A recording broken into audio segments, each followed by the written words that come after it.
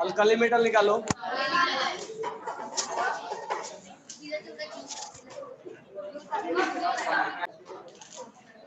हम alkali metal में main क्या पढ़ेंगे इसमें?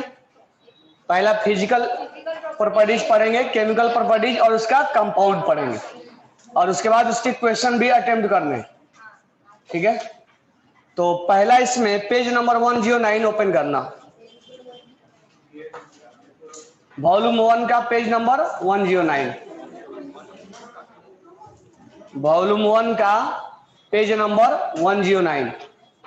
तो आइए रिवीजन, एक बार टीच हो चुका है ना, तो आइए रिवीजन।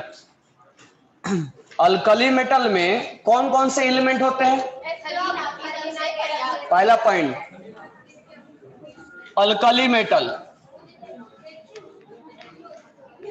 बातें नहीं करना। Alkali metal,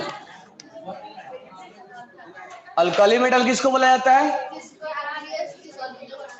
alkali metal group group 1 को।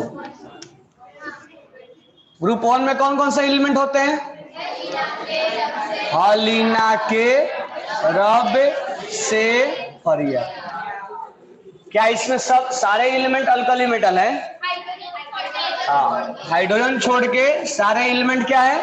Alkali metal, except hydrogen, except hydrogen all are. क्या कर रहे हो तुम लोग? अभी क्वेश्चन पूछ रहा हूं मुझे।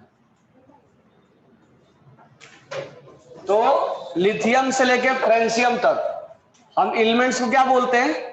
Alkali metal. ठीक है, अगर हमें रोमन में लिखना हो तो कितना कैसे लिखेंगे इसको? आई नहीं है, फर्स्ट ए है ये। क्या बोलते इसको? वैलेंस इलेक्ट्रॉन कितने होते हैं? वैलेंस इलेक्ट्रॉन कितने होते हैं? और वैलेंसी 1। वैलेंस इलेक्ट्रॉन और वैलेंसी दोनों क्या होता है? होता है ना। अब नेक्स्ट पॉइंट, हम इसको अल्कली मेटल क्यों बोलते हैं? क्योंकि जब ये ऑक्सीजन से रिएक्शन करता है और वो ऑक्साइड जब बनता है तो ऑक्साइड का नेचर कैसा होता है? बेसिक। इसीलिए हम इसको अल्कली मेटल बोलते हैं। तो जब ये ऑक्सीजन से रिएक्शन करेगा, लिथियम प्लस O2 Li2O, क्या बनेगा? ये लिथियम ऑक्साइड बनेगा ना, सोडियम ऑक्साइड। अब सोडियम ऑक्साइड जो बना, अब ये सोडियम ऑक्साइड को जब हम पानी में डालेंगे तो ये NaOH बन जाता है, जो क्या होता है? बेस होता है। तो इसके जो ऑक्साइड है वो ऑक्साइड बेसिक नेचर का होता है, that's why it is called alkali metal. तो कोई पूछेगा अल्कली मेटल किसको बोलते हैं, तो हम बोलेंगे because it's oxide from basic in nature. जब उसको हम पानी में डालेंगे तो क्या बन जाएगा? हाइड्रोक्साइड बन जाएगा, और वो क्या होगा? बेस होगा। होगा ना। अब अल्कली मेटल में कौन सा ऐसा एलिमेंट है जो रेडियो एक्टिव होता है? फ्रेंसियम। फ्रेंसियम क्या होता है? रेडियो एक्टिव होता है। होता है कि नहीं होता है? अब अल्कली मेटल का जनरल कॉन्फ़िगरेशन NS1, तो जनरल कॉन्फ़िगरेशन इसका हो जाएगा NS1। General configuration, general configuration क्या हो जाएगा? NS1। समझ में आ गया नहीं ये? अब नेक्स्ट पॉइंट ध्यान देना, अगर हम बात करें ट्रेंड्स का, ट्रेंड्स बोले तो atomic radius, ionic radius, ionisation enthalpy, electron की एंथैल्पी, आयनिक मोबिलिटी, हाइड्रेशन एनर्जी। तो 1 बाय 1 मैं यहां लिख रहा हूं, किसका किसके हम बारे में बात करेंगे। ठीक है, तो यहां पर ध्यान देना, अगर हम ट्रेंड्स के बारे में बात करें, यानी फिजिकल प्रॉपर्टीज के बारे में बात करें, लिखना नहीं है केवल, सब लिखवा, सब लिखे हुए तुम लोग, चल मैं रिवीजन करवा रहा हूं। फिजिकल प्रॉपर्टीज, बोले तो ट्रेंड्स। अगर हम बात करें कि पहला है एटॉमिक रेडियस, एटॉमिक रेडियस, तो atomic radius top to bottom क्या होगा? Top to bottom atomic radius will be, क्या इंक्रीज करेगा? क्योंकि नंबर ऑफ ऑर्बिट क्या हो रहा है? बढ़ रहा है। मैं केवल सिंबल लिख रहा हूं, टॉप टू बॉटम हम बात करेंगे हमेशा। टॉप टू बॉटम क्या होगा? इंक्रीज, क्योंकि नंबर ऑफ ऑर्बिट क्या हो रहा है? बढ़ रहा है। सेकेंड हम अगर बात करें, आयनिक रेडियस वही होगा, टॉप टू बॉटम क्या होगा? इंक्रीज होगा। नेक्स्ट हम बात करेंगे आयोनाइजेशन इंथैल्पी। तो आयोनाइजेशन इंथैल्पी का मतलब क्या होता है? आयोनाइजेशन इंथैल्पी का मतलब क्या होता है? Energy required to remove outer shell electron. तो एनर्जी लिथियम में ज्यादा लगेगा या फ्रेंशियम छोड़ो, सीजियम में ज्यादा लगेगा? जिसका साइज छोटा होगा उसमें एनर्जी क्या लगेगा? तो किसका साइज छोटा है तो उसके इलेक्ट्रॉन्स निकालना क्या होंगे?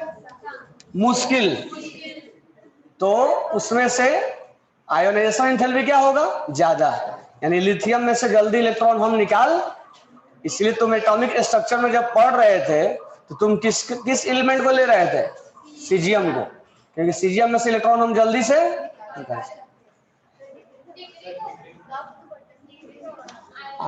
Top to bottom ionic ionization enthalpy क्या होगा? डिक्रीज। नेक्स्ट हम बात करेंगे electron gain enthalpy, electron gain enthalpy या electron affinity, electron affinity, electron affinity. अगर हम बात करें इलेक्ट्रॉन एफिनिटी मतलब इलेक्ट्रॉन गेन कर, हालांकि गेन तो करता नहीं है, लेकिन अगर गेन करवाए तो कौन जल्दी से गेन कर लेगा? लिथियम, क्योंकि इसका साइज क्या है? तो वो जल्दी से इलेक्ट्रॉन्स को क्या कर लेगा? गेन कर लेगा। तो ये जल्दी गेन कर लेगा, ये जल्दी गेन, तो इसमें वैल्यू क्या होगा? इसमें हमें उल्टा एनर्जी देना पड़ेगा। तो याद रखना इलेक्ट्रॉन गेन एंथैल्पी ये वैल्यू सब क्या होते हैं? पॉजिटिव होते हैं। तो इलेक्ट्रॉन गेन एंथैल्पी क्या होता है? पॉजिटिव। नॉर्मल केस में जो अपने मन से इलेक्ट्रॉन्स गेन करता है क्या होता है? नेगेटिव, क्योंकि उसमें से एनर्जी क्या होती है? रिलीज होती है। लेकिन यहां हमें एनर्जी देना पड़ेगा, देना पड़ेगा ना। तो किसको ज्यादा देंगे एनर्जी तब वो गेन करेगा? तो इसको ज्यादा देना पड़ेगा एनर्जी, यानी टॉप टू बॉटम हम बातें करते हैं निगेटिव आना चाहिए, कम आना चाहिए, पॉजिटिव नहीं आना चाहिए। पॉजिटिव आया मतलब वो क्या है? इलेक्ट्रॉन गेन एंथैल्पी कम हो रहा है। तो ज्यादा इलेक्ट्रॉन गेन एंथैल्पी किसका है? लिथियम का। टॉप टू बॉटम क्या होगा? डिक्रीज होगा ना। नेक्स्ट हम बात करेंगे और हाइड्रेटेड रेडियस। नेक्स्ट हमारा hydrated radius, hydrated radius. Hydrated radius का मतलब क्या होता है? अगर हम लिथियम को पानी में डाल दें तो लिथियम क्या होता है? उस पर चार्ज है, चार्ज है तो उसको वाटर क्या करेगा? घेरेगा। तो जितना छोटा होगा उतना ही क्या करेगा? ज्यादा घेरेगा। और सीजियम का साइज ज्यादा है तो उसको वाटर क्या करेगा? तो मान लो ये लिथियम है तो इसको वाटर क्या करेगा? ज्यादा इसको सराउंड करेगा। यहां वाटर इसको ज्यादा इसमें क्या करेगा? सराउंड करेगा। जबकि सीजियम का साइज ज्यादा है तो इसमें वाटर जो सराउंड करेंगे इसको कम करेंगे। तो अगर हम रेडियस के बारे में बात करें तो यहां से यहां तक रेडियस को हम क्या बोलते हैं? Hydrated radius, aqueous. और यहां से यहां रेडियस को हम क्या बोलेंगे? Hydrated radius. तो ये रेडियस ज्यादा दिख रहा है, ये रेडियस ज्यादा दिख रहा है। तो लिथियम के साइज छोटा होने की वजह से ज्यादा से ज्यादा वाटर मॉलिक्यूल्स उसको क्या करेंगे? सराउंड करेंगे। और जब सराउंड करेंगे तो उसका रेडियस क्या हो जाएगा? ज्यादा हो जाएगा। तो हाइड्रेटेड रेडियस ऑलवेज हमें कहां देखा जाता है? एक्वस में। तो ऐसे लिखा रहेगा, लिथियम एक्वस का साइज सबसे ज्यादा होगा और सबसे कम किसका होगा? Caesium aqueous. एक्वस लिखते ही समझ में आ जाना चाहिए कि जितना छोटा होगा उतना ही वाटर मॉलिक्यूल्स ज्यादा उसको सराउंड करेंगे। क्लियर हो गया? नेक्स्ट हम बोलेंगे हाइड्रेशन एनर्जी, यही है ना? Hydration energy, hydration energy. Hydration energy का मीनिंग क्या होता है? मान लो जो हमने लिथियम को पानी में डिजोल्व किया तो लिथियम आयनाइज हो गया। अब वाटर इसको क्या करता है? घेरता है। घेरता है तो इसको क्या मिलता है? स्टेबिलिटी। स्टेबिलिटी मिलेगा तो इसमें से एनर्जी क्या हो जाएगा? लूज हो जाएगा। तो उस लूज एनर्जी को हम क्या बोलते हैं? Hydration energy. तो जितना ज्यादा उसको घेरेगा उतना ही स्टेबिलिटी क्या होगी? स्टेबिलिटी क्या होगा? ज्यादा होगा। यानी कुल मिला के हमें ये बोल सकते हैं कि अगर साइज ज्यादा है, साइज कम है, साइज कम है तो मोर वाटर मॉलिक्यूल्स क्या होंगे? ज्यादा घेरेंगे। ज्यादा घेरेंगे तो हाइड्रेटेड रेडियस भी क्या होगा? और स्टेबिलिटी भी क्या होगा? ज्यादा। इसका मतलब हाइड्रेटेड रेडियस किसका ज्यादा होगा? कम किसका होगा? जिसका साइज छोटा होगा उसमें वाटर मॉलिक्यूल्स ज्यादा घेरेगा। ज्यादा घेरेगा तो रेडियस ज्यादा होगा। ज्यादा घेरेगा तो उसका स्टेबिलिटी ज्यादा होगा। ज्यादा हो तो एनर्जी ज्यादा रिलीज होगा। क्या समझे? 6 नेक्स्ट है आयनिक मोबिलिटी। आयनिक मोबिलिटी, आयनिक मोबिलिटी का मतलब होता है वाटर के अंदर ट्रेवल करना, घूमना। अब मान लो कि जिसका साइज छोटा है उसको वाटर मॉलिक्यूल्स क्या हुआ है? ज्यादा घेरा है, तो क्या वो चल पाएगा? क्योंकि उसको वाटर मॉलिक्यूल जब घेर लिए तो क्या वो मूवमेंट कर सकता है? क्या करेगा? कम करेगा। जबकि सीजियम के पास वाटर मॉलिक्यूल्स क्या है? कम घेरे हैं, तो उसका मूवमेंट हो सकता है। तो इसका मतलब मोबिलिटी हम देखेंगे किसका साइज कम है, तो जिसका साइज कम होगा उसका मोबिलिटी ज्यादा होगा। अब फिर से समझो, जितना ज्यादा वाटर मॉलिक्यूल्स घेरेगा, और वाटर मॉलिक्यूल्स किसको घेरेगा? जिसका साइज कम होगा। जितना ज्यादा वाटर मॉलिक्यूल्स घेरेगा उतना ही रेडियस क्या होगा? ज्यादा। जितना ज्यादा वाटर मॉलिक्यूल्स घेरेगा उतना ही उसमें स्टेबिलिटी क्या होगी? और हाइड्रेशन एनर्जी क्या होगा? जितना ज्यादा अगर घेरेगा तो उसकी मोबिलिटी क्या हो जाएगी? कम। समझ में आ गया? नेक्स्ट 7 पॉइंट, आयनिक कंडक्टिविटी है। कंडक्टिविटी, अब कंडक्टिविटी के लिए आयंस को क्या करना पड़ेगा? ट्रेवल करना पड़ेगा, चलना पड़ेगा। तो चलने के लिए हम देखेंगे कि किसका मोबिलिटी ज्यादा है। जिसका मोबिलिटी ज्यादा होगा वो करंट को जल्दी जल्दी क्या करेगा? कैरी करेगा, पास करेगा। इसका मतलब जिसका मोबिलिटी ज्यादा होगा, किसका मोबिलिटी ज्यादा है? सीजियम का। तो सीजियम का मोबिलिटी ज्यादा है, इसीलिए सीजियम करंट को जल्दी जल्दी पास करेगा। ये हमारा 7 पॉइंट हो गया। 7 पॉइंट देख लो, कोई पॉइंट डाउट है तो भाई पूछो।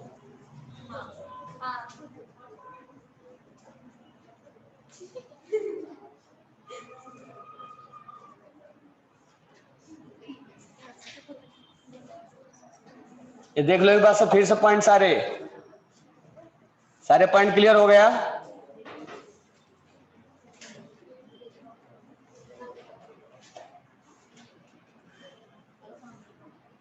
चलो नेक्स्ट पॉइंट। 7 पॉइंट हो गया ना? Next point, density. Density equal to क्या होता है? Mass upon volume. तो अगर हम डेंसिटी के बारे में बात करें, डेंसिटी, तो टॉप टू बॉटम मास क्या होता है? मास क्या होता है? इंक्रीज होता है। तो डेंसिटी क्या होगा? क्योंकि मास अपॉन वॉल्यूम है, मास बढ़ेगा तो डेंसिटी बढ़ेगा। तो top to bottom density will be, कोई एक्सेप्शन भी होता है? पोटेशियम और सबसे ज्यादा डेंसिटी किसका होगा? सीजियम का। सबसे ज्यादा किसका होगा? उसके बाद उसके बाद उसके बाद उसके बाद सोडियम इज लाइटर देन, उल्टा बोल रहे हैं। Potassium is lighter than, potassium is lighter than, जो जिसका डेंसिटी कम होगा हल्का होगा ना। एरोप्लेन्स में मेटल कौन से यूज किए जाते हैं? अल्युमिनियम, वो सब क्यों यूज किया जाता है? लाइट वेट होता है। तो पोटेशियम क्या होता है? Lighter than sodium. क्लियर हो गया डेंसिटी? एक्सेप्शन क्यों आया?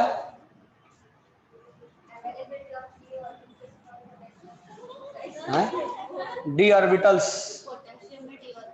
लिखवाया था ना उसमें। डेंसिटी के बाद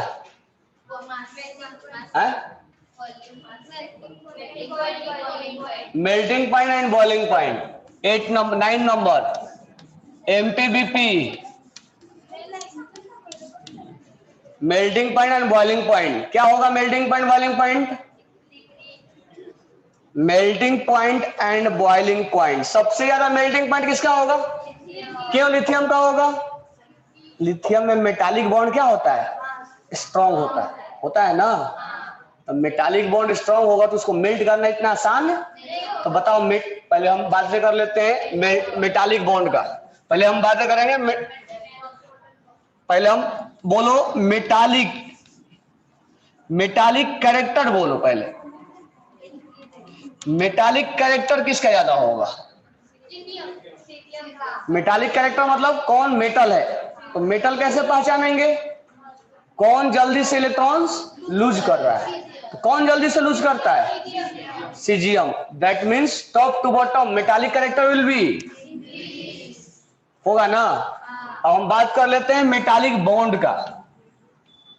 मेटालिक बॉन्ड का अगर हम बॉन्ड बात करें तो मेटल के केटायन में और इलेक्ट्रॉन में क्या होता है? बॉन्ड होता है। तो इलेक्ट्रॉन में और केटायन में बॉन्ड होना चाहिए। तो केटायन क्या होना? छोटा होना या बड़ा होना? जितना छोटा होगा, एनायन इसमें नहीं, इलेक्ट्रॉन है, मेटालिक बॉन्ड है। तो केटायन जितना छोटा होगा उतना ही बॉन्ड क्या होगा? स्ट्रॉन्ग होगा। इसलिए तो लिथियम सीजियम यूज किया जाता था फोटो इलेक्ट्रिक इफेक्ट में, क्योंकि उससे बॉन्ड क्या हो जाए? जल्दी से टूट जाए। वर्क फंक्शन, बॉन्ड को तोड़ना बताया था ना। तो metallic bond top to bottom क्या होगा? क्या होगा? क्यों डिक्रीज होगा? लिथियम का साइज क्या है? तो इसलिए इलेक्ट्रॉन्स और केटायन में अट्रैक्शन क्या होगा? ज्यादा। इसीलिए लिथियम के अंदर मेटालिक बॉन्ड ज्यादा होता है। देखो मेटालिक कैरेक्टर और मेटालिक बॉन्ड का स्ट्रेंथ दोनों अलग अलग है। ये लॉस ऑफ इलेक्ट्रॉन पे देखा जाता है और ये केटायन और इलेक्ट्रॉन्स के बीच के चार्ज में देखा जाता है। किसके बीच में?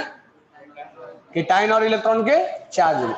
जितना छोटा चार्ज होगा उतना ही बॉन्ड क्या बनेगा? स्ट्रॉन्ग बनेगा। समझ में आ गया? अब ध्यान देना, मेटालिक बॉन्ड जो है वो ये डिफाइन करेगा, मेल्टिंग पॉइंट बॉइलिंग पॉइंट ये बताएगा।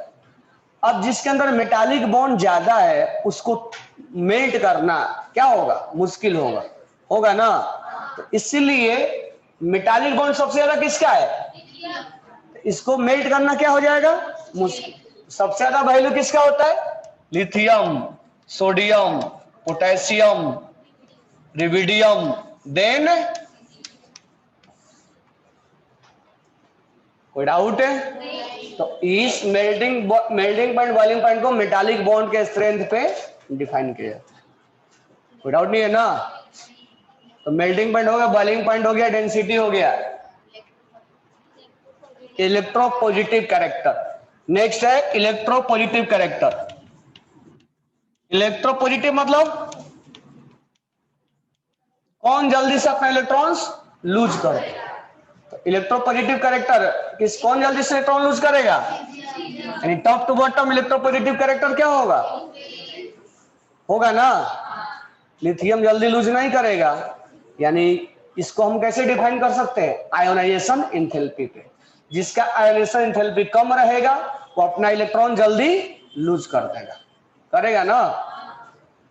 अब मान लो इलेक्ट्रोपॉजिटिव के कैरेक्टर पे हमें चेक किया जाता है मेटालिक कैरेक्टर, यानी जिसका इलेक्ट्रोपॉजिटिव कैरेक्टर उसका मेटालिक कैरेक्टर क्या होगा, ज्यादा होगा। लेकिन इलेक्ट्रोपॉजिटिव कैरेक्टर पे क्या चेक किया जाता है, मेटालिक कैरेक्टर। जितना जल्दी वो इलेक्ट्रॉन्स लूज करेगा उतना ही उसके अंदर मेटल का प्रॉपर्टीज क्या होगा, ज्यादा होगा। तो बताओ अच्छा मेटल कौन है, लिथियम या caesium? Caesium. Caesium is a good metal as compared to lithium.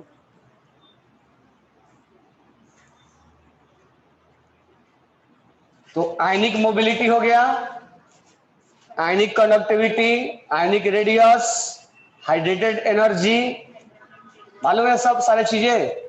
इसके अलावा density, melting point, boiling point, metallic character और metallic bond strength. Without 13 point तक। Next point basic nature.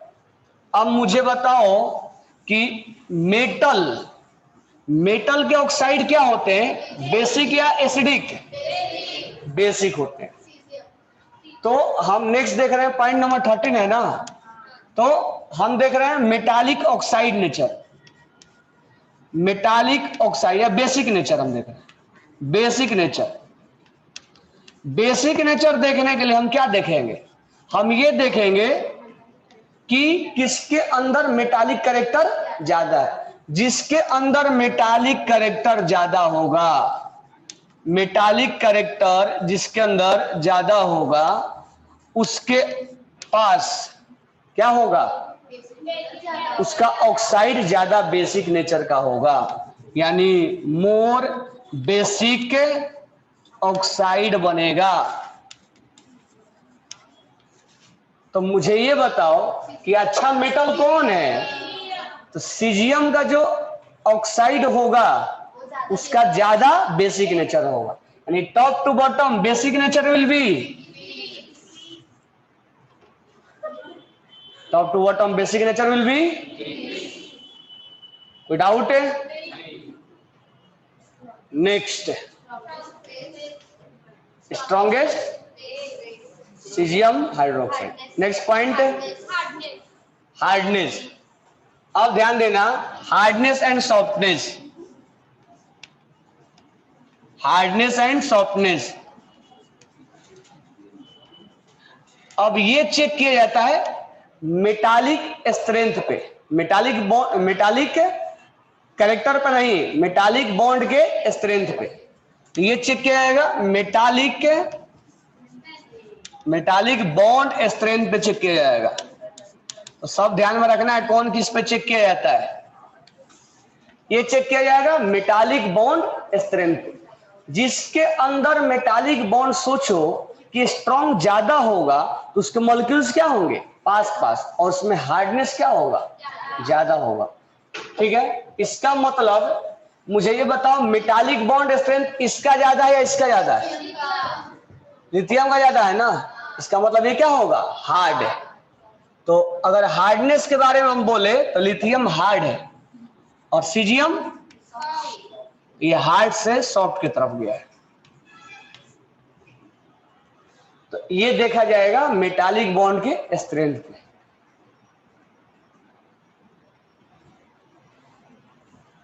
Basic nature किस पे देखा जाएगा, बेसिक नेचर किस पे चेक करेंगे, मेटालिक कैरेक्टर पे। मेटालिक कैरेक्टर किस पे चेक करेंगे, इलेक्ट्रोपॉजिटिव पे। मेटालिक कैरेक्टर इलेक्ट्रोपॉजिटिव पे। इलेक्ट्रोपॉजिटिव किस पे चेक करेंगे, आयोनाइजेशन एंथैल्पी पे। आयोनाइजेशन एंथैल्पी किस पे चेक करेंगे, साइज पे। क्या क्या सीखे,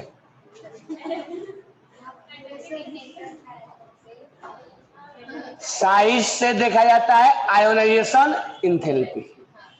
आयोनाइजेशन एंथैल्पी से इलेक्ट्रोपॉजिटिव, इलेक्ट्रोपॉजिटिव से मेटालिक कैरेक्टर, मेटालिक कैरेक्टर से बेसिक ऑक्साइड। लिख लो, साइज अगर ज्यादा है तो आयोनाइजेशन एंथैल्पी कम होगा, होगा ना। आयोनाइजेशन एंथैल्पी अगर कम रहा तो इलेक्ट्रोपॉजिटिव जल्दी से इलेक्ट्रॉन क्या कर देगा, लूज कर देगा। जितना कम होगा उतना जल्दी से इलेक्ट्रॉन लूज कर देगा। इलेक्ट्रोपॉजिटिव ज्यादा होगा तो मेटालिक कैरेक्टर क्या होगा, ज्यादा होगा। मेटालिक कैरेक्टर ज्यादा होगा तो बेसिक नेचर क्या होगा, बेसिक नेचर ज्यादा होगा। लिख रहे हो,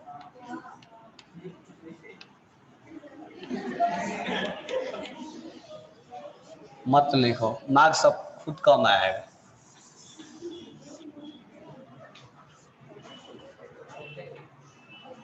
ये लिंक समझ में आया, कैसे करेंगे लिंक। साइज ज्यादा तो आयनेशन एंथैल्पी कम, कम तो इलेक्ट्रोपॉजिटिव ज्यादा तो मेटालिक कैरेक्टर। ये केवल रटने के लिए नहीं, सोचो उसके अंदर जाके, खुद सोडियम बन जाओ। ये नहीं कि इसको ज्यादा इसको कम, उसको ज्यादा इसको कम, रटना नहीं है। सोचो साइज ज्यादा है तो इलेक्ट्रॉन्स निकालना क्या होंगे, आसान। तो आसान होगा तो जल्दी से उसमें इलेक्ट्रोपॉजिटिव नेचर आएगा, तो उसमें मेटालिक कैरेक्टर ज्यादा होगा, ज्यादा हो तो बेसिक कैरेक्टर। नेक्स्ट पॉइंट बोलना, सॉफ्टनेस हार्डनेस के बाद रिड्यूसिंग एजेंट। अब रिड्यूसिंग कैरेक्टर यानी जल्दी से, यानी वही बात हुआ रिड्यूसिंग एजेंट या रिड्यूसिंग कैरेक्टर। जल्दी से इलेक्ट्रॉन कौन लूज करेगा, सीजियम। यानी जल्दी से वो ऑक्सीडाइज हो जा रहा है, तो खुद ऑक्सीडाइज होना रिड्यूसिंग एजेंट या रिड्यूसिंग कैरेक्टर होता है। यानी reducing character top to bottom, यानी ये भी रिड्यूसिंग कैरेक्टर किससे डिफाइन कर सकते हैं, आयोनाइजेशन पे। कौन अपना जल्दी से इलेक्ट्रॉन लूज करता है, जो जल्दी से लूज करेगा उसका जल्दी से ऑक्सीडाइज हो जाएगा, उसका रिड्यूसिंग कैरेक्टर क्या होगा, ज्यादा होगा। Next point SRP, standard reduction. अब सबसे ज्यादा किसका वैल्यू होगा, SRP। मतलब कौन से जल्दी अपना इलेक्ट्रॉन लूज करना चाहेगा, सीजियम। SRP ज्यादा किसका होगा, लिथियम का हो, क्यों, जल्दी lose. SRP value top to bottom, सारे वैल्यू क्या होते हैं इसके, सारे वैल्यू पॉजिटिव होते। क्या,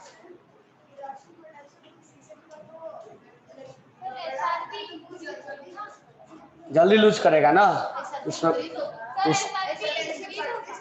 क्या,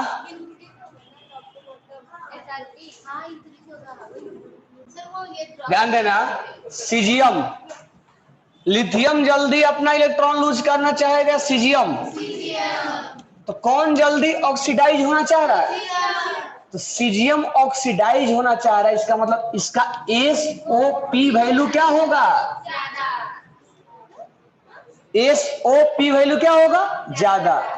और ये जल्दी ऑक्सीडाइज, तो इसका SOP क्या होगा, जिसका SOP कम उसका SRP, और जिसका SOP ज्यादा उसका SRP। तो टॉप टू बॉटम क्या हो रहा है, पहले वाला का ज्यादा है। अगर SOP पूछा जाता तो इंक्रीज करता, और SRP पूछा जाएगा तो डिक्रीज करेगा। नेक्स्ट पॉइंट बोलो, क्या, अब फ्लेम टेस्ट लिखवाया था ना।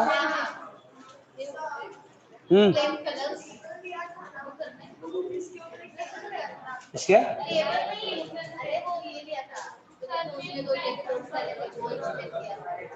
और दूसरा, चलो ये फ्लेम टेस्ट देखो। फ्लेम कलर, लिथियम कौन सा कलर देगा, लिथियम कौन सा कलर देगा, पीछे के फ्लेम कलर देना है क्या? सोडियम, पोटेशियम, हाँ इंपॉर्टेंट है ये फ्लेम कलर। रिविडियम, ऑक्सीजियम, ये हो गया केमिकल प्रॉपर्टीज। कोई डाउट? ये हाँ फिजिकल प्रॉपर्टीज हो गया ना। अब हम डिस्कस करेंगे केमिकल प्रॉपर्टीज। तो केमिकल प्रॉपर्टीज में हम पहले रिएक्शन देखेंगे ऑक्सीजन के साथ। कौन ऑक्साइड बनाता है, कौन सुपर ऑक्साइड बनाता है, कौन पर ऑक्साइड बनाता है। हाइड्रोजन के साथ रिएक्शन देखेंगे, वाटर के साथ रिएक्शन देखेंगे हम, ठीक है। तो वो रिवीजन हम कल करवाएंगे। अभी अब स्टार्ट करते हैं पूछना। चलो जो अभी पढ़ाया उसको पूछूंगा ना। चलो पीछे से स्टार्ट हो जाओ, जल्दी से खड़े हो जाओ। पहले आसान आसान क्वेश्चन पूछेंगे। चलो हाँ, और जल्दी खड़े हो, टाइम नहीं है। अल्कली मेटल का नाम, अल्कली एलिमेंट का नाम बताओ। अल्कली ग्रुप का नाम बताओ, कौन कौन एलिमेंट आते हैं। अल्कली मेटल में कौन कौन से एलिमेंट आता है, नाम सांगो। खड़े हो जाओ। हाइड्रोजन, लिथियम, बेरिलियम, बेरियम,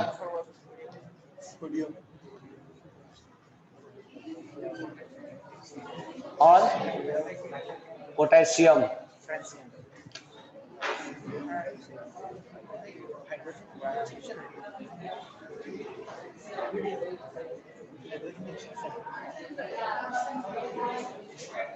बैठ जाओ।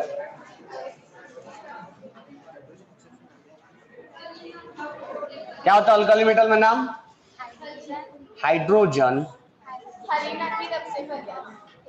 अल्कली मेटल में हाइड्रोजन भी आता है।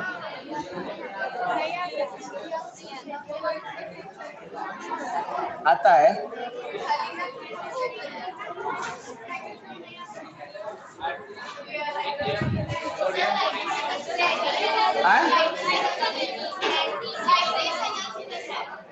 लाइटिस एनर्जी, जिसका साइज कम होगा उसका लाइटिस ज्यादा होगा।